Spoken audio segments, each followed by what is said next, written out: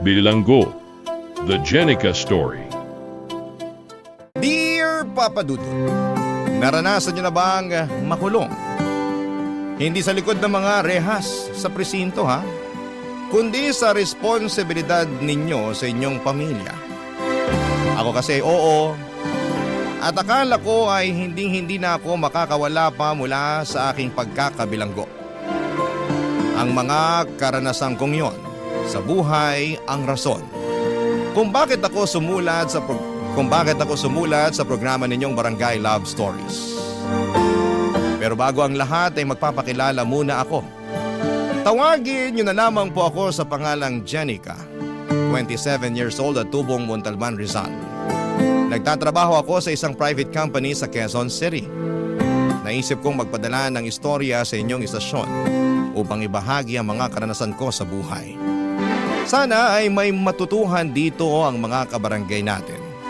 Magsisimula ang lahat noong nasa high school pa lamang ako, Papa Dudut.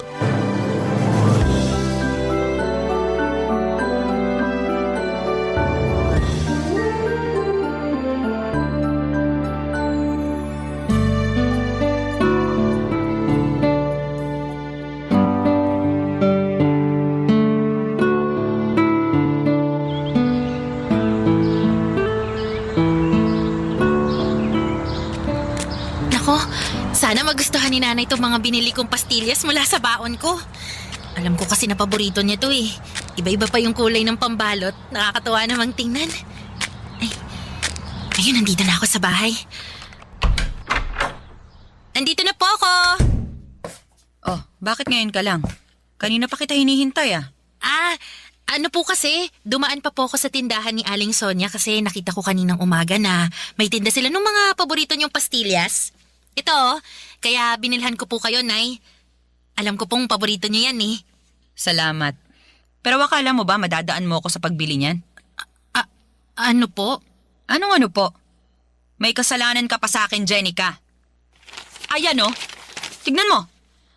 Ano, pamilyar ba sa'yo itong mga papel na to? Opo, mga test paper. Na tinago mo sa ilalim ng kama mo. Akala mo yata hindi ko makikita, no? Malas mo kasi naglinis ako ng kwarto mo kanina. Kaya nakita ko itong mga test paper na to. Bago lang to ah. Kamakailan lang. Sinadya mo ba tong itago sa akin kasi ang bababa ng mga score mo? Ano po kasi? Pasensya na po kayo, Nay. Anong pasensya? Paano ko mapagpapasensyaan tong mga to? Sabihin mo paano? Teka, kuhanin na ng card nyo ngayon, di ba? Opo. Patingin ako. Po? Patingin ako ng card mo, Jenica.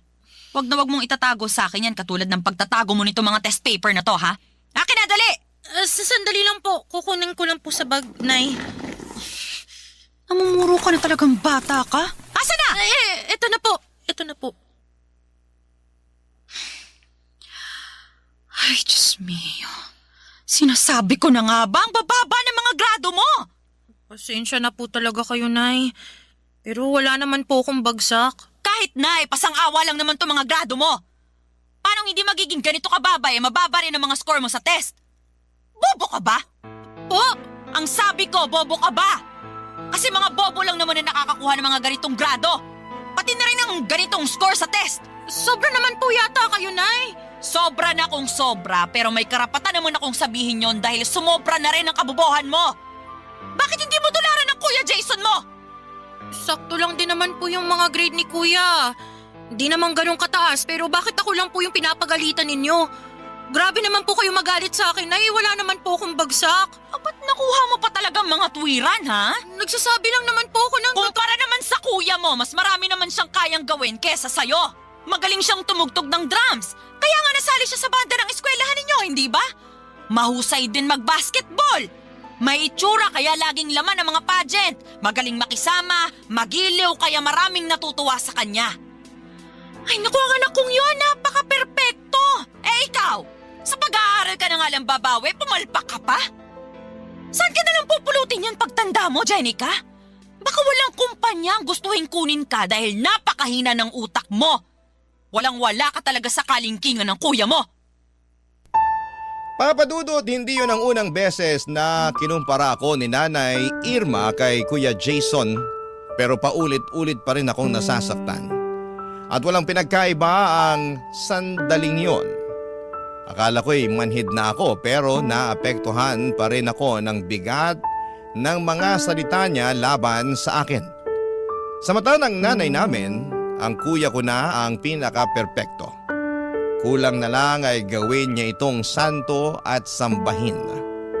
Samantala ang turing naman niya sa akin ay kabaligtaran ng mga magagandang bagay na sinabi niya sa kapatid ko.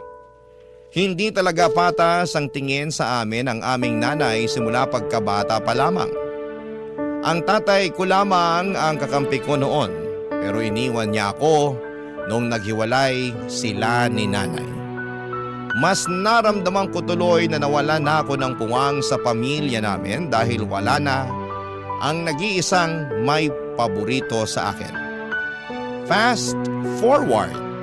Sa kabila ng unfair treatment ni nanay sa akin ay nagsika pa rin po ako sa buhay para makapagtapos ng pag-aaral at makapagtrabaho. Pero doon pa lang pala magsisimula ang mas mabigat kong mga problema, Papa Dudut.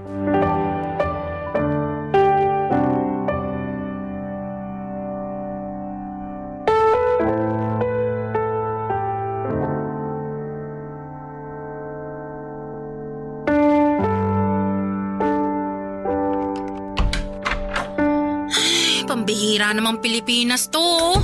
Ang lala na talaga ng traffic. Mas nakakapagod pa bumiyahe araw-araw kaysa sa aktwal na trabaho sa opisina eh. Wala na ba talagang pagbabago? Buti pa makaupo nga muna. Oy! Ilang oras kang nakaupo sa opisina tapos pagdating mo sa bahay uupo ka na naman. Hindi ka ba napapagod? Napapagod po, kaya nga po ko uupo. Oy, mamaya ka na umupo. Akin na muna. Yung ano po? Tanga ka ba? Di yung sweldo mo. Baka nakakalimutan mo, araw ng bigay mo ngayon ng sweldo. Kanino ko pa iniintay yan eh. At singilan na naman sa renta. Naubusan din tayo ng gas. Naku, sumabay pa talaga. Hindi ko tuloy natapos yung niluluto ko. Anak ng lintik.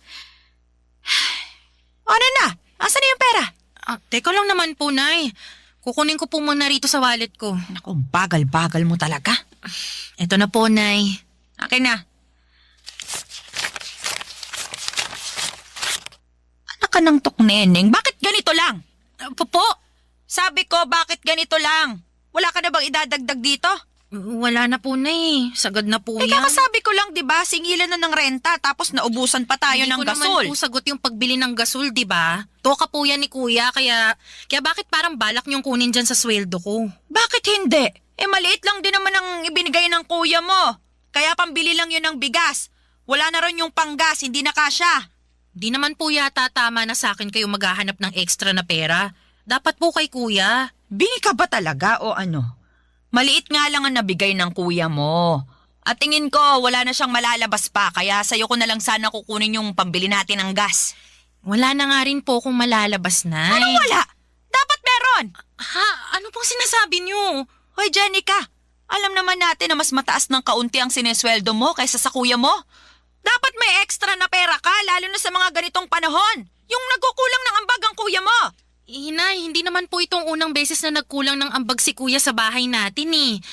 At saka sa lahat ng yun, palagi akong sumasagot. Akong nag-a-adjust. Kahit nga wala na sa budget ko, pinipilit kong magbigay. Pero mali naman po yata na ako lang palagi yung pinapasalo nyo. Lalo na ngayon na wala rin akong mailabas. Di rin po katwiran na mas mataas yung sweldo ko kaysa kay Kuya. Magkano lang naman yun, Nay? Teka, nanunumbat ka ba? Hindi po. Wala pong panunumbat doon. Anong wala? Iyon ang tinutumbok mo eh. Ang dami mong sinasabi. Responsibilidad mo naman talagang mag-ambag sa pamilya natin. Pero responsibilidad din po ni Kuya yun. Kaya bakit ako lang yung pinupukpok nyo, Nay?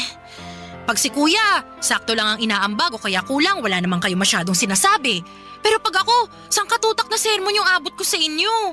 Aba, intindihin mo, may ibang pinagkakagastusan ng kuya mo. Nabanggit na niya sa akin na may gala sila ng girlfriend niya para raw sa anniversary nila. Magbi-beach daw. Syempre mapapagastos siya, kaya ikaw na muna ang magbigay. Pagbigyan mo na ang kuya mo, wala ka namang pinagkakagastusan eh. Tsaka, hoy, Jenica, paalala ko lang, huwag ka muna magpapamilya ha. Aha? Po, paano naman po napunta dyan ang usapan, Nay? Gusto ko lang paalalahanan ka Kasi ang baba ng sweldo mo, ni hindi ka nga makapagbigay ng sobra rito sa bahay tapos magpapamilya ka pa. Baka mapabayaan mo lang ang magiging anak mo kasi saktuhan lang naman palagi ang kinikita mo. Kawawa naman ang magiging apo ko sa'yo. Papa Dudut, wala pa sa isipan ko ang magkaroon ng sariling pamilya dahil sa nakaatang na responsibilidad sa aking mga balikat. Kaya madalas ay said ang pera ko at wala na halos natitira sa akin kundi pamasahe na lamang. Minsan nga ay pati yun ay kinukuha pa ni nanay kesyo nakukulangan daw siya sa ibinibigay ko. Hindi ko tuloy mapigilang mainggit kay kuya dahil kung magkano lang ang maibigay niya ay wala nang sinasabing malala sa kanya ang nanay namin. Sa bagay, ano pa ba ang dapat kong asahan paborito nga siya kesa sa akin. Bukod po sa pinansyal na aspeto ay tumutulong din ako sa mga gawaing bahay lalo na kapag day off ko. Pero hindi yon ma-appreciate ni nanay at malimit pa rin niya akong ikumpara sa kapatid ko. Kaya nga nasasaktan ako ng husto dahil akala ko ay gagaan na ang pakikitungo niya sa akin lalo't may silbi na ako sa pamilya namin. Ngunit hindi pa rin pala at sa bawat araw na dumaraan, nadaragdagan lamang papadudot ang samaan ng loob ko sa sarili kong ina. Barangay Love Stories. Barangay Love Stories. Papadudot, akala ko noon ay sa mga pelikula lamang makikita ang mga magulang na may lantarang paborito sa mga anak nila kahit na pareho naman ang galing ang mga ito sa sinapupunan nila. At nung personal ko na nga yung naranasan ay napasabi na lamang ako na nag-e-exist pala ang bagay na yon sa tunay na buhay. Kaya nga kahit ayokong mainggit sa iba kong kaibigan at katrabaho na merong mabuting relasyon, sa kanilang mga nanay ay hindi ko pa rin napigilan ang aking sarili. Tao lamang ako, papadudot, nakakaramdam ng pagkainggit, lalo't meron din namang dahilan. Sa kabila ng lahat ay nagpaka-bigger person ako. Inunawa ko ang nanay ko sa abot ng aking makakaya. At para hindi tuluyang masiraan ang ulo kakabuhat sa mga responsibilidad ko sa pamilya namin, natutuhan kong bigyan ng sarili ko ng pagkakataon na makapaglibang-libang naman. Pero hindi ko akalain na pati yun ay mamasamain pa ng magaling kong ina, papadudot.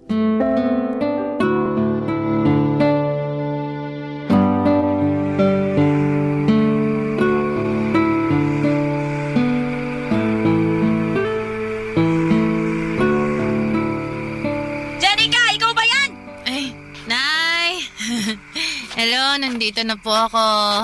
Bakit ngayon ka lang? Sira na ba ang orasan mo at hindi mo na namalayan kung ano oras na? 12:00 na ng madaling araw ah!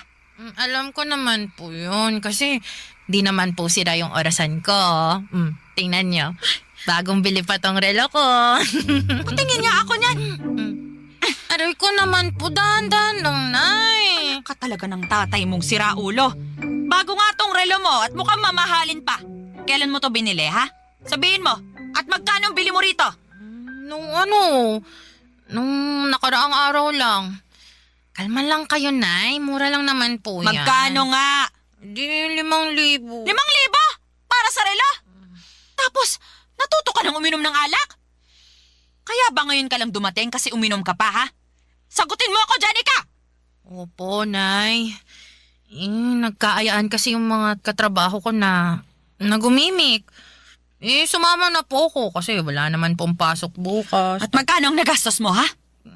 Po. Magkano ang nagastos mo dyan sa gimmick-gimmick nyo na yan? Maliit lang naman po. Mga 2,500. 2,500? Aba, ano maliit dyan? Marami ka nang mabibili dyan kung binigay mo na lang sana sa akin. Pati yung pinambili mo ng lintik na relo na yan. Jenica, 5,000 rin yun. Sana sa akin mo na lang ibinigay. Nay naman, palagi na lang po ba sa inyo, sa bahay o sa pamilya natin mapupuntang sweldo ko?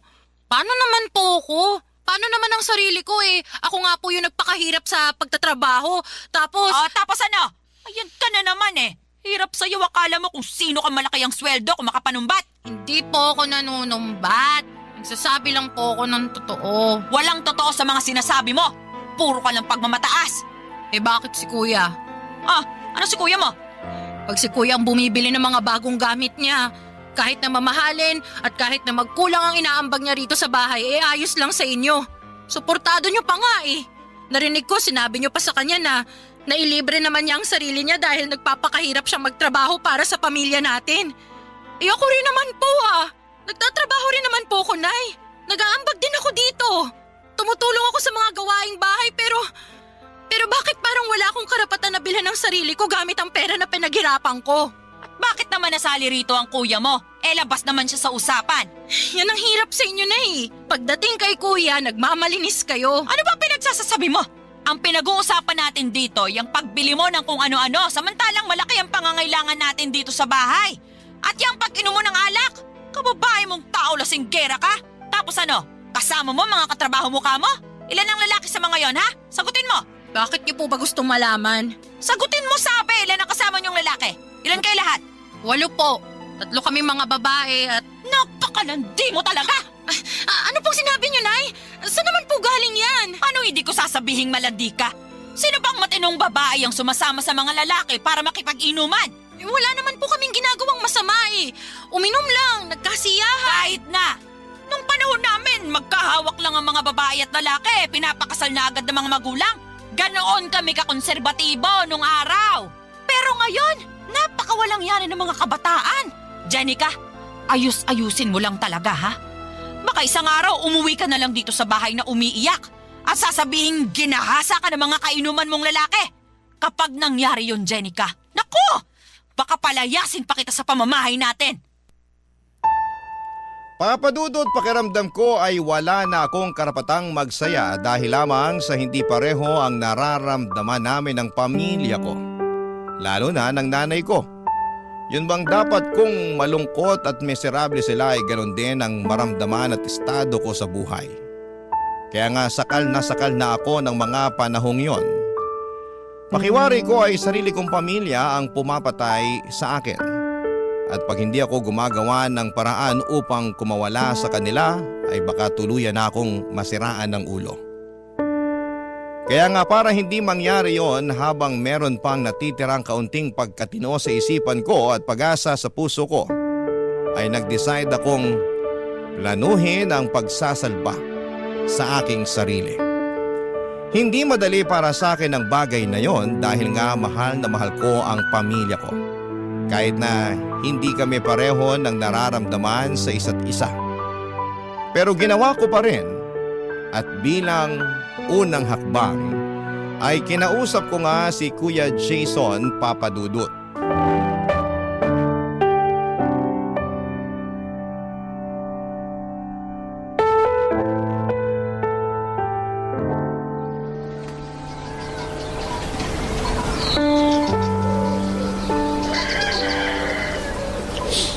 Kuya Jason, pwede ba tayong mag-usap? Hindi pa ba tayo nag-uusap? Ayun kinakausap mo na ako. Bakit ka pa ba nagtatanong? Seryoso ako. O bakit? Seryoso rin naman ako ah. Itong mukhang to, mukha ba nagbibiro? Tungkol ba kasi saan ang gusto mong pag-usapan natin? Parang biglaan naman yan. Ano kasi, matagal ko na tong pinag-iisipan. Tapos, nitong nakaraang gabi, nakapag-decide na ako na gusto ko na talagang gawin yung bagay na to, kuya. At kailangan mo tong malaman. Teka, ano yan ha? At saka, bakit kailangan ko malaman yan? Dahil magkapatid tayo. Ano nga kasi yun? Daming pang paligoy-ligoy eh. Kuya, gusto ko nang umalis sa bahay natin para bumukod. Seryoso ba yan? Oo, seryoso ako. Kaya mo na ba sarili mo? Oo naman. Malaki na ako. Hindi na ako bata. Tsaka, naipon din ako. Talaga? Magkano? Ha? Magkano ipon mo? Kasi, utang ako. Ha? Bakit naman kita pauutangin?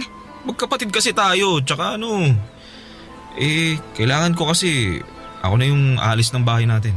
Teka, anong sabi mo? Magpapakasal na kami ng girlfriend ko at gusto na naming bumukod ng bahay kaso Kinulang yung pang-down namin dun sa rerentahan naming apartment eh. Eh sakto, nabanggit mo may ipon ka kaya ayun. Pautangin mo muna ako. Huwag ka na umalis sa bahay natin kasi walang kasama si nanay pag umalis ako. Kawawa naman yun. Bakit ka pa aalis? Dito na lang kayo tumira ng girlfriend mo sa bahay. Ako na lang ang aalis, kuya. Hindi pwede kasi ayaw ng girlfriend ko na makisama sa biyanan niya kaya gusto niya bumukod kami. Saka gano'n naman pag mag-aasawa, di ba? Dapat naman talaga nakabukod. Wala ka pa namang asawa kaya ikaw ang wag umalis. Maawa ka naman sa nanay natin pag iniwan mo siya mag-isa. Gusto mong maawa ko kay nanay. Eh sa akin ba? Naaawa ka? Ha? Kuya, alam mong hindi mabuti ang pakikitungo sa akin ng nanay natin. Naririnig mo at nakikita mo kung paano niya ako tratuhin, di ba? Kulang na nga lang, isuka niya ako sa pamamahay natin eh. Kulang na lang palayasin niya ako. Di lang niya magawa kasi nakakapag-ambag ako ng pera. Sa ating dalawa kuya, ikaw ang mas paborito niya. Kaya bakit ako yung kailangan maiwan dito sa bahay para samahan at alagaan siya? Eh hindi lang naman ako ang anak niya. Hindi ka rin naman talaga marunong umintindi, no? Mag-aasawa na nga ako at ayaw na mapapangasawa ko na makisama kay nanay. Baka araw-araw mag-aaway lang sila eh. Maging sakit ko pa sa ulo. Ikaw na wala pang asawang dapat umintindi sa sitwasyon. Saka anong kinalaman ng trato ni nanay sa'yo at pagiging paborito niya sa ating dalawa? Hindi ko naman kontrolado isip nun. Alam mo, kung gusto mong umalis, eh di umalis ka. Iwan mo si nanay. Pabayaan mo siya. Wala kang konsensya. Wala kang pagmamahal sa magulang mo. Ako pa talagang walang konsensya at pagmamahal sa magulang natin ha? Eh bakit? Sino pa ba? Alam nga naman ako. Basta pautangin mo ako. Papadudot wala akong nagawa nang magdesisyon si kuya na umalis sa pamamahay namin kesyo gusto na raw niyang mag-asawa. At bilang nag-iisa na lamang niyang kapatid ay ako ang naiwan sa bahay para alagaan ang nanay namin. Simula noon ay pakiramdam ko ay lalo akong nawala ng kalayaan na gawin ang mga bagay na gusto ko dahil nakabilanggo ako sa mga responsibilidad sa pamilya namin na ako lang mag-isa ang pumapasan. Hirap na ako papadudot pero gusto kong humingi ng saklolo pero wala akong mahinga ng tulong. Nung kami na lamang dalawa ni nanay sa bahay ay lalo kong naramdaman ang pag-ayaw niya sa akin. Pero kahit na ganon, ay hindi ko pa rin siya magawang iwanan kagaya ng ginawa ni kuya. Matanda na kasi noon si nanay at madalas na ring magkasakit. Hindi ko maatim na pabayaan na lamang ang nanay namin dahil mahal ko siya. Barangay Love Stories. Barangay Love Stories. Papadudo tulad ng sinabi ko ay mahal ko pa rin si nanay kahit na halata namang hindi niya ako mahal. Inaasikaso at inaalagaan ko pa rin siya sa abot ng aking makakaya. At kahit na si Kuya Jason ang paborito niya ay hindi na ako nagdamdam masyado. Sa halip ay hinayaan ko na lamang siya sa gusto niya dahil alam ko na hindi ko na mababago ang isip niya. Ginawa ko na lamang ang papel ko sa buhay niya bilang isang anak. Nagtrabaho ako ng mabuti at nagbigay ng sweldo sa nanay ko. Tumutulong sa bahay namin pag day off kahit na paulit-ulit niyang sinasabi na hindi niya kailangan ng tulong ko. Sa kabilang banda ay ramdam ko na kailangan talaga ako ni nanay. Lalo pa noong biglaan siyang na-stroke. Papadudot.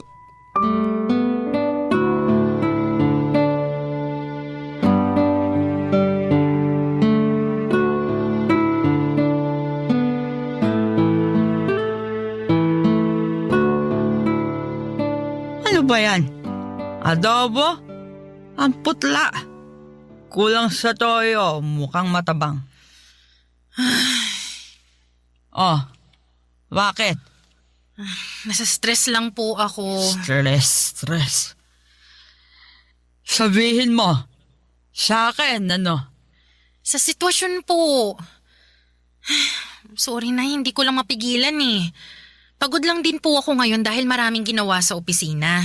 Tapos ayaw nyo pang kumain eh. Sabi sa akin ng bantay nyo kanina, wala rin kayo halos kinain. Sumpungera talaga yung pinsan mo. Ako po nagtanong sa kanya tungkol sa inyo, Nay. Kinamusta ko po kayo. Tsaka bakit ba kayo nagagalit sa kanya siya na nga yung nagmamagandang loob na bantayan kayo. Hindi ko naman kailangan ng bantay. Kaya ko naman ng sarili ko. Kalahati lang ang paralisado sa katawan ko. Nagagalaw ko pa ang mga kamay ko. Nakakapagsalita pa ako. Hindi pa ako imbalido. Nay naman Kuya mo na lang sana ang kasama ko. Sana siya na lang din na nag-aalaga sa akin. Yung nagluluto ng pagkain ko.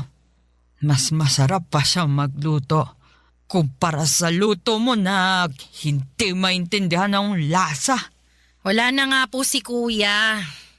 Umalis na rito sa bahay natin kasi nag-asawa na, di ba?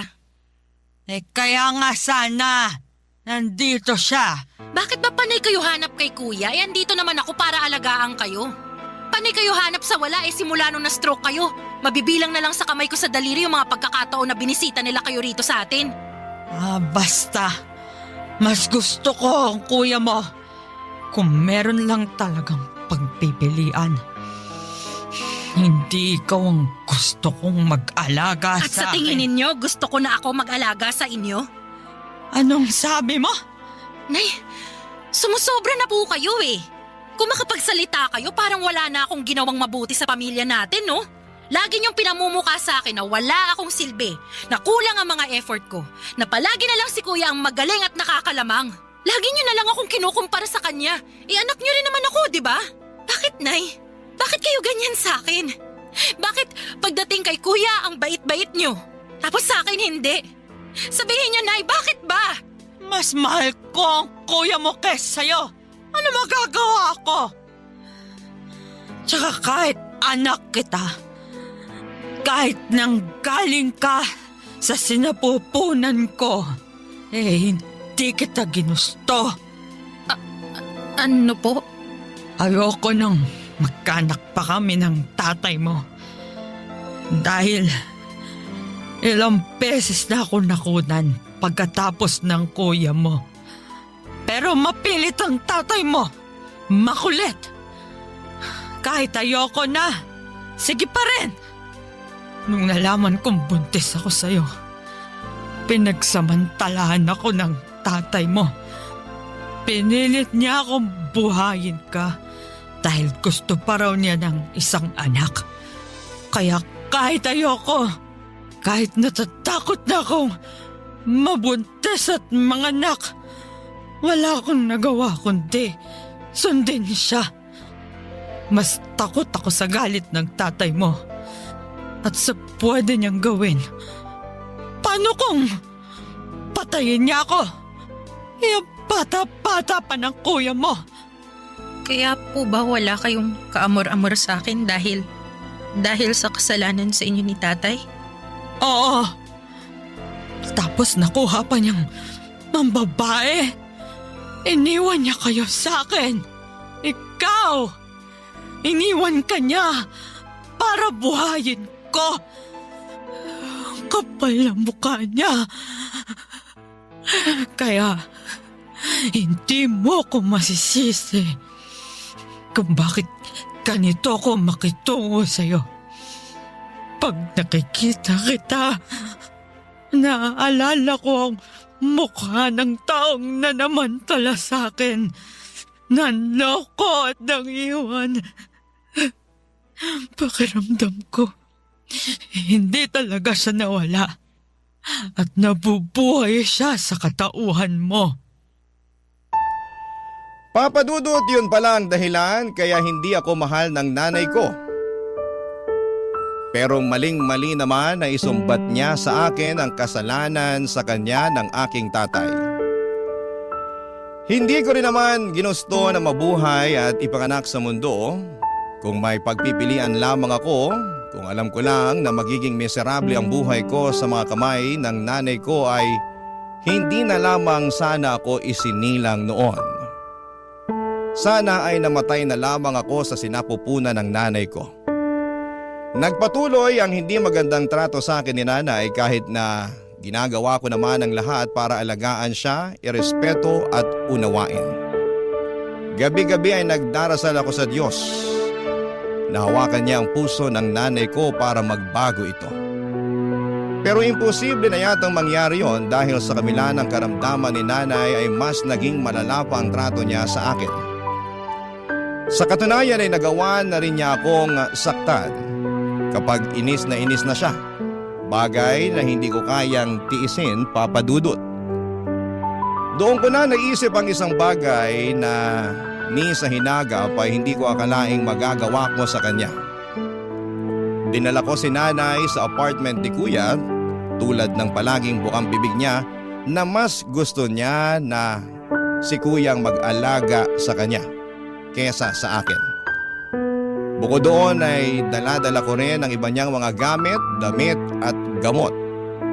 Nagpatulong na lamang ako sa pinsan ko para madala siya sa nirerentahang apartment ng kapatid ko na gulat sa pagdating ko.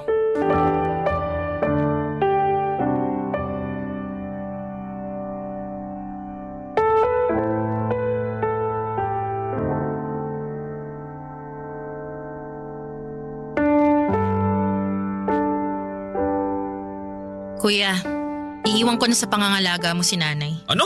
Sisiraan ka na ba ng ulo? Oo, sirang-sira na dahil kahit anong gawin ko. Kahit na nagpakabuti akong anak, maging maunawain, gawin ang lahat para makuha ang loob ni nanay, kulang pa rin. At kahit kailan, hindi ako magiging sapat sa kanya. Abot langit ang galit sa akin ni nanay, kaya galit na rin ako sa kanya. Tsaka ikaw naman ang palagi niyang hinahanap eh. Grabe. Naaaning na ako sa kakapakinig sa iyak niya na sana raw ikaw ang nag-aalaga sa kanya sa bahay. Kahit na nandun naman ako. Kaya oo kuya, sirang-sira na ang ulo ko. Hindi ko na alam kung saan lulugar sa pamamahay natin at sa buhay niya. Kaya ayan, tinupad ko na yung matagal niyang hiling. Dinala ko siya rito sa bahay niyo para maalagaan mo. Para namang hindi yata tama yung gusto mo mangyari, Jenica. Di mo pwedeng basta-basta iwan dito si nanay at... At bakit hindi? Nanay mo rin naman siya, di ba? Anak ka rin niya. Paboritong anak ka pa nga eh. Oo nga, pero... Basta. Iiwan ko na siya sa'yo. Aalis na ako sa bahay natin at magpapakalayo-layo. Kuya, pagod na ako. Pagod na akong makisama sa tao na hindi naman ako minahal. Na hindi naman ako tinuring na anak. Pagod na akong magsakripisyo, umunawa at makulong na parang isang bilanggo sa responsibilidad para sa pamilya natin. Samantalang ikaw nagagawa mo lang ang gusto mo. Dapat nga matuto ka ring alagaan si nanay eh. Dahil nagawa ko ng parte ko sa kanya bilang anak niya. Jenica naman! Wala akong alam sa pag-aalaga kay nanay. Problema ba yun?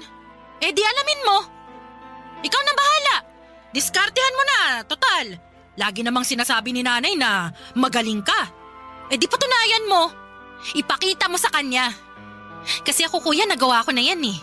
Hindi nga lang niya na-appreciate, kaya ayoko na. Suko na ako. Panahon na siguro para unahin ko naman yung sarili ko. Marami rin kasi akong gustong gawin eh. Marami akong mga lugar na gustong puntahan pero hindi ko magawa dahil nakatali ako kay nanay. Wala naman sanang kaso na alagaan ko siya kung naging maayos lang din ang pakikitungo niya sa akin eh. Pero sa araw-araw na lang na ginawa ng Diyos eh. Palala na ng palala si nanay. Nananakit na siya, kuya. Lalo na pag naiinis siya sa akin. Tingnan mo to. Oh, tingnan mo tong braso ko. Ang daming kurot at pasa mula sa mga hampas niya. Sumasobra na siya, kuya. Pagod na akong pakisamahan at tiisin yung ugali niya. Kahit nanay pa natin siya, ayoko na. Kaya kuya, ikaw nang bahala sa kanya. At saan ka naman pupunta? Sa malayo. Sa lugar na hindi ninyo alam para hindi nyo na ako mahahanap.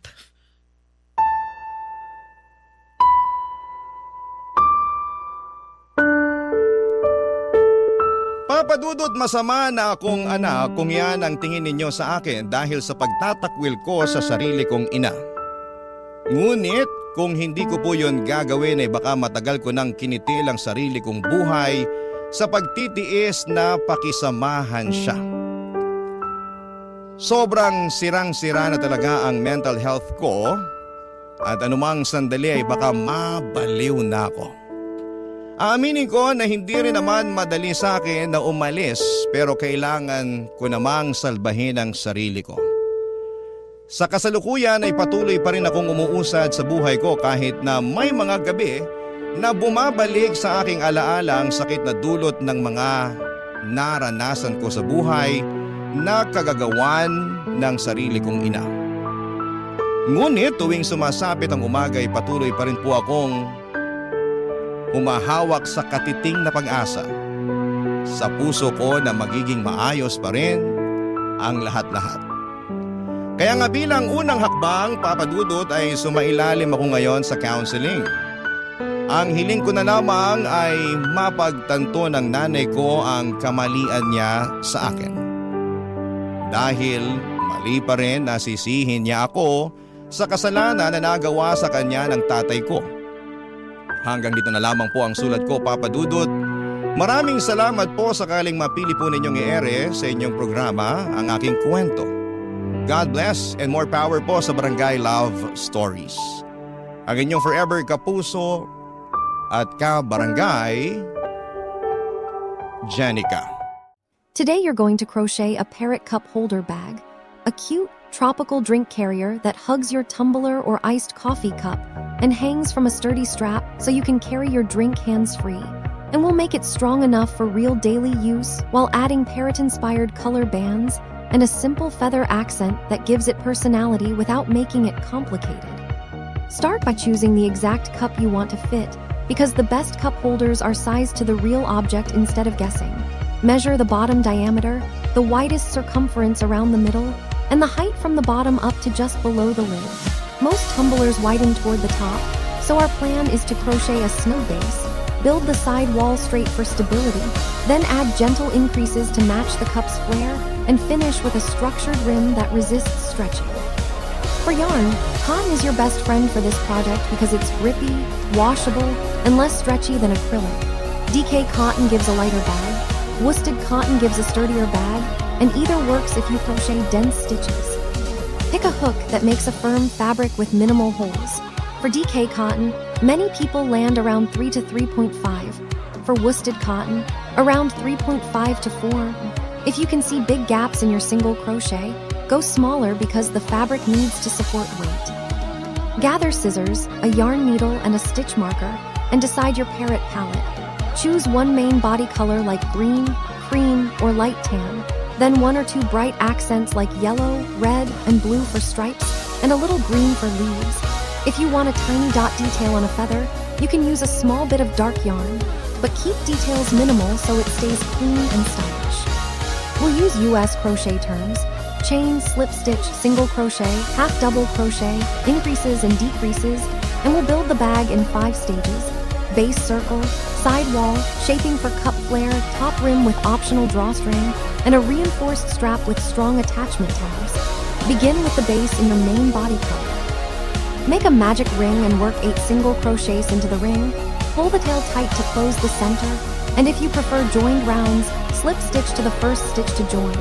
If you like working in a spiral, place a stitch marker in the first stitch and keep going, but joined rounds can be easier for counting.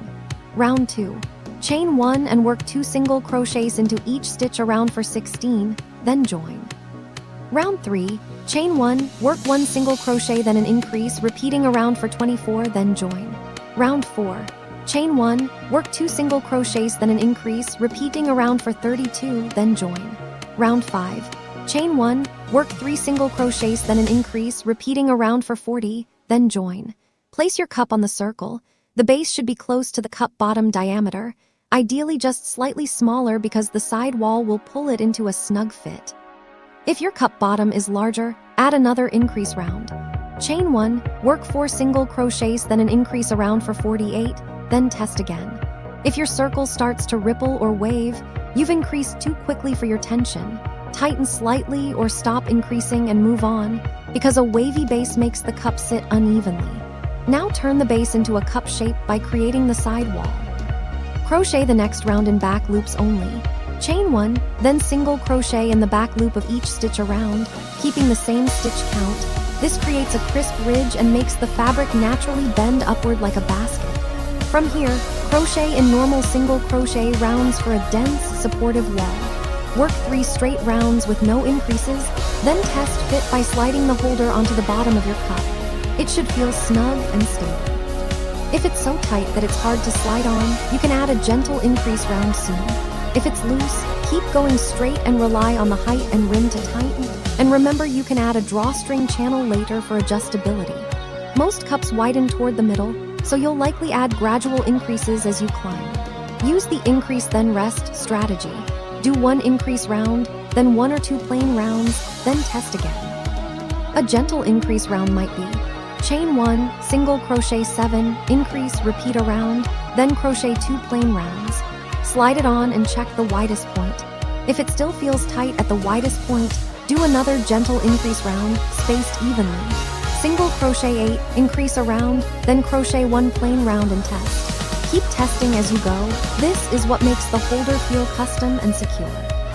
Continue until the holder reaches about 2/3 to 3/4 of the cup height, stopping below the lid area so it doesn't interfere with drinking. If your cup flares outward strongly near the top, you may need 1 more increase round near the upper third so the rim doesn't pinch. If your cup tapers inward near the top, keep the last few rounds straight, or add a single decrease round just below the rim so it helps. A gentle decrease round can be single crochet 8, single crochet 2 together, repeat a round once, then follow with 1 plain round. Only do this if the top feels loose. Now add your parrot-inspired color design, keeping it bold and clean. The easiest parrot look is stacked stripes. For example, a main green body with a thin yellow stripe, a thin red stripe, then a wider blue band, then back to green. To change colors neatly at the end of a round, crochet the last stitch until 2 loops remain on the hook, yarn over with the new color and pull through to finish the stitch in the new color, then continue. This keeps the transition clean. Crochet 1 or 2 rounds for thin stripes and 2 or 3 rounds for wider bands, then switch back to the main color. If you want a feather vibe without complex stitch patterns, do a 3-round accent near the upper third. 1 round yellow, 1 round red, 1 round yellow, then return to green. It reads like plumage. Keep most of the bag in dense single crochet for strength. If you want texture, you can do a single accent round in half double crochet to create a subtle ridge, but don't make the whole bag half double crochet unless you want a stretchier fabric. Now build a structured top rim so the opening looks finished and resists stretching under the strap. Crochet 1 plain round of single crochet, then 1 round of single crochet in back loops only to create a fold line, then 1 more plain round. This 3-round rim gives a strong edge. If your rim is still too loose, you have 2 options. Tighten with a slip stitch round, or add a drawstring channel for adjustable fit. Slip stitches tighten the opening but can make it too snug, so test before you commit. A drawstring channel is more flexible. Crochet 1 round where you alternate single crochet and chain 1 while skipping the next stitch, repeating a round. Then crochet the next round by placing single crochets into the single crochets and also into the chain spaces to stabilize the channel. Make the drawstring cord by chaining a long length and slip stitching back along it to thicken it, then weave it through the channel with a yarn needle. Tie the ends, or add small beads if you like. Now we create strong strap attachment tabs, because attaching a strap directly to the rim can pull the rim into points over time. Decide where you want the strap to attach. 2 opposite points on the rim so the bag hangs evenly. Mark those points with stitch markers. At the first marker, attach your yarn and crochet a small tab. Chain 1, single crochet 4 stitches along the rim, chain 1 and turn, single crochet back across those 4 stitches. Repeat for 3 rows total so the tab becomes a thick rectangle. Fasten off, leaving a long tail for sewing. Repeat the same tab at the opposite marker. These tabs spread the weight and keep the rim stable. Now crochet the strap, and avoid a simple chain strap because chains stretch under the weight of a full cup. Instead, crochet a flat strap band in single crochet. Chain 7, then single crochet in the second chain from the hook and across for 6 stitches, chain 1 and turn, and single crochet across. Repeat until the strap is the length you want. For a wrist strap, you might want 20 to 25. For a shoulder strap, 70 to 90. For a strap, 100 to 125 depending on height. The easiest method is to measure a strap you already like and match it. To prevent the strap from rolling, add a reinforcing edge. When the strap is long enough, crochet one finishing round around the strap edges by single crocheting evenly along one long side, making 3 single crochets at the corner, continuing along the other side, and finishing neatly. This adds thickness and helps the strap lie flat. Now attach the strap ends to the tabs using a yarn needle. Sew through multiple layers and stitch back and forth several times. Because this seam carries the entire weight of the drink, you want it strong. If you want a removable strap, you can sew small D-rings onto the tabs and add clasps to the strap ends, but a sewn strap is simplest and strongest. Now add the parrot accent, optional but very on theme. A clean choice is a feather-like leaf cluster sewn onto the front of the holder near the stripe band. Crochet a simple leaf in green. Chain 10, then in the second chain from the hook work 1 single crochet, then 1 half double crochet, then 1 double crochet in each of the next 3 chains, then 1 treble crochet in the next chain, then 1 double crochet in each of the next 2 chains, then 1 half double crochet and 1 single crochet in the last chain. Rotate and mirror the stitches down the other side of the chain and slip stitch to finish. Fasten off with a tail. Make a smaller accent leaf in blue or yellow by chaining 8 and using fewer tall stitches. Layer the small leaf over the big leaf, offset so both tips show like feathers, then sew the base of the cluster onto the bag with small stitches. Add 1 small tack stitch at the leaf midline so it doesn't flop. If you want a tiny dot detail near the feather base, make just 1 small dark stitch, but keep it minimal. Now do the finishing work inside the bag. Weave in every yarn tail by threading it onto a needle and weaving back and forth through interior stitches, changing direction at least twice so it locks. Trim close. Check that no loose ends or long floats are hanging inside, because they can catch on the cup. If you want the bag to be extra firm and premium, you can add a simple fabric lining. Cut a fabric rectangle that matches the inner circumference and height plus seam allowance, sew it into a tube, add a circle base, then hand stitch the lining to the crochet along the rim. Lining prevents stretching and makes the bag feel structured, but it's optional if you used cotton and tight stitches. Now test the fit and function. Slide the holder onto the cup, lift by the strap, and gently shake. The cup should feel secure and the holder should not slide down. If it slides down, add a drawstring channel near the top or add a slight decrease round just below the rim. If the holder is too tight, lightly dampen it and stretch it around the cup and let it dry. Cotton relaxes into shape. If the strap twists, dampen and block it flat. The reinforcing edge round also helps prevent twisting. Finish with a final neat touch. You can slip stitch around the tab edges for a crisp outline or surface slip stitch a thin line around the rim in an accent color, but keep embellishment minimal so the bag stays clean. Your parrot cup holder bag is complete. A sturdy base, snug custom fit, structured rim, reinforced strap attachments, and bold tropical color bands with a feather accent that gives it a parrot-inspired personality. The best part is you can repeat this structure for any cup by adjusting only the base size and the increased schedule. Then customize the parrot vibe by switching stripe colors and feather accents. Green with red-yellow for one version, cream with blue accents for a macaw mood, or green with yellow line for a bright parakeet feel, while keeping the construction consistent and durable for everyday use.